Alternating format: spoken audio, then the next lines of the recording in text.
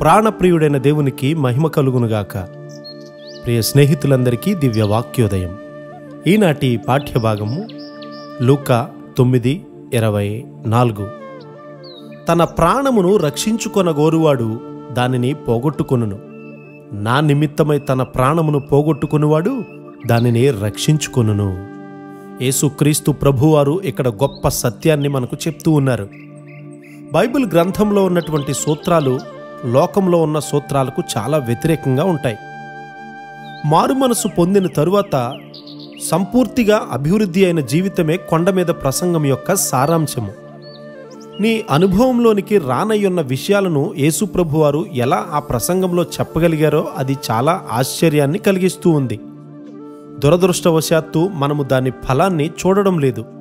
తమ్మును తాము తగ్గించుకోవడానికి, తమ పాపములు ఒప్పుకోవడానికి ప్రజలు ఇష్టపడకపోయినట్లయితే అట్టి ఫలాన్ని వారెలా చూడగలుగుతారు? కానీ మనము నిజముగా దేవుని ఆత్మ ద్వారా జన్మించినట్లయితే దేవునిదంతయు నీదేనని, నీదంతా దేవునిదేనని నీవు కనుగొంటావు.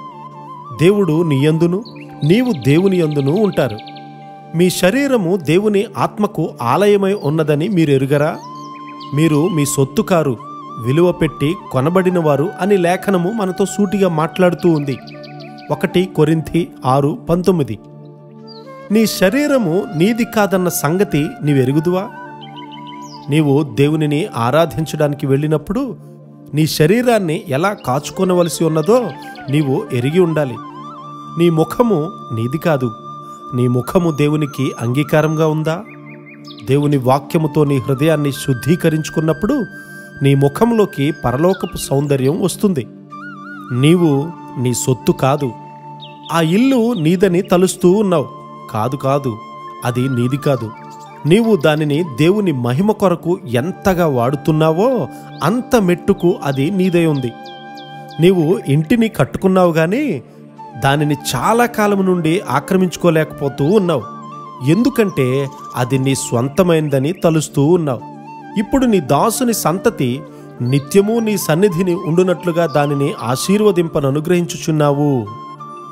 యెహోవా, నీవు ఆశీర్వదించిన ఎడల అది ఎన్నటికి ఆశీర్వదింపబడి ఉండును. 1 దినవృత్తాంతములు 17:27. తన కుమారుడైన సొలొమోనును దీవించుమని దావీదు గారు కోరుతూ ఉన్నాడు. దేవుని మీద ఆధారపడి ఉండక పరిపూర్ణ హృదయముతో దేవుని వెదకవలసి ఉన్నదని దావీదు కుమారుడైన సొలొమోను గారు చెప్తూ ఉన్నాడు. ఇలా రాజ్యము దావీదు గారి వశమైంది. మనకున్నదంతా దేవునికి సమర్పించినప్పుడు అది దేవునికి ఎంత మహిమకరంగా ఉంటుందో, నీ ఇంటిలో ఉన్న వారందరూ, నీ ఇంటిలో ఉన్నవన్నీ కూడా దేవునికి చెందినవని నీవు నమ్మినప్పుడు నీలో ఎంత గొప్ప నమ్మకం కలుగును. అలాంటి గొప్ప నమ్మకాన్ని, కృపను దేవుడు మనందరికీ అనుగ్రహించునుగాక. ఆమెన్.